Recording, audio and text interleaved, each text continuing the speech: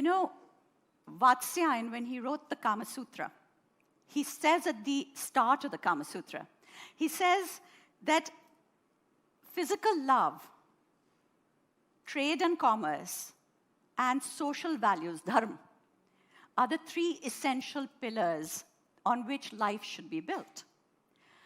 What you probably don't know is that the Kama Sutra, the Arthashastra, which is Chanakya's book on trade and commerce and kingship, and the Manusmriti, which is the book on social values and dharma, were actually all written at the same time as well. So the ancients actually understood how important physical love, sensuality, and pleasure were, how important it was to our lives. It's a narrative that we've lost in the meantime. Anyway, by the time I got to this point, I got super excited because I thought, ab is pe paper likhenge. I'm going to write a whole new theory on this. Then I discovered that somebody had gotten there before me. It had already been started. It was, there's a French economist called Georges Bataille, not is, he's dead now. He died in July 1962. I was born in August 1962, so I think he gave me the baton so I could carry it on. So anyway, Georges Bataille writes a book called The Accursed Share, where he talks about every country making a profit. So every economy makes a profit.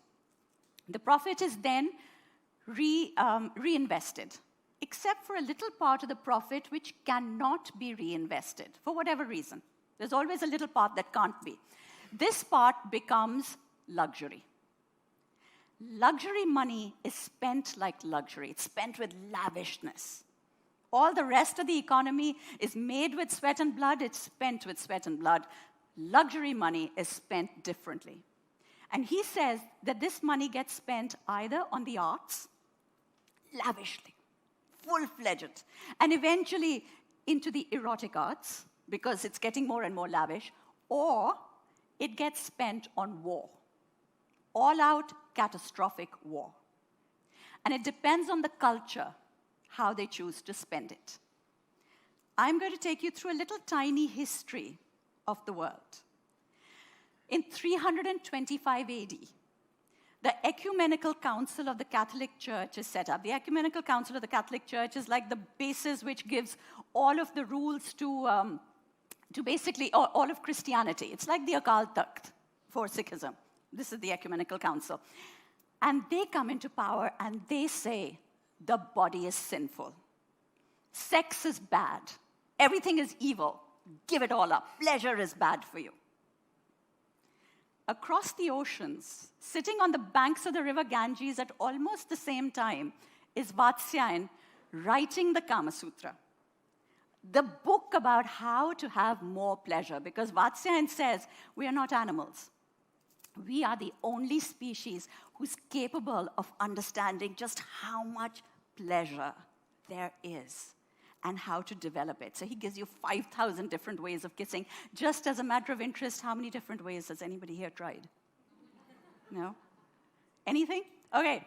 There are 5,000 different ways of kissing. I mean, he goes into it. You have to hear about it. I will tell you a little bit if I have the time. You know, perfuming, pan. Pan was the ultimate in seduction. The giving and taking of pan. Different shapes and sizes of pan, different fillings.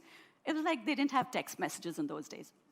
And so you exchanged pan to give love messages. It's all very exciting, and it's all about refining the pleasure so you can get more and more arousal, more and more excitement. 342 AD, the Ecumenical Council they passed their first law banning oral and anal sex. Vatsyayana is still writing the Kama Sutra.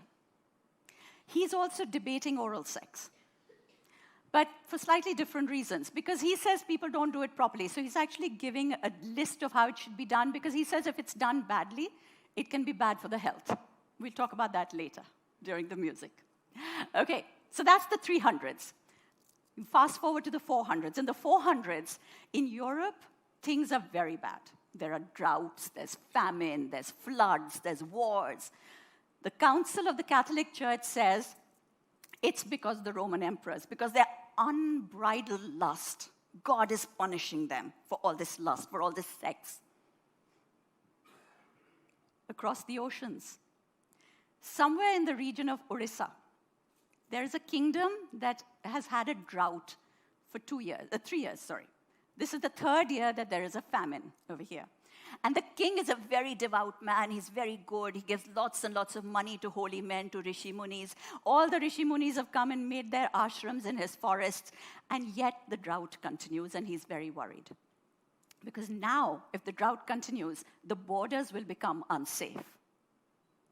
Once the borders become unsafe, who knows what happens? So he needs the rains to come. So finally, they send for the sage Kunal, a rishi called Kunal, who was known as the wet sage because he could bring rain. So the sage Kunal turns up, and he looks around, and he says, the problem is there hasn't been enough sex in this kingdom. All the rishi munis have come and sat down, and they're burning up the earth with their asceticism. We need more sex. And so he has a 3-day festival of love, where courtesans are brought from all the other kingdoms. This festival takes place, and ladies and gentlemen, the rains came. After 3 days, the rain came.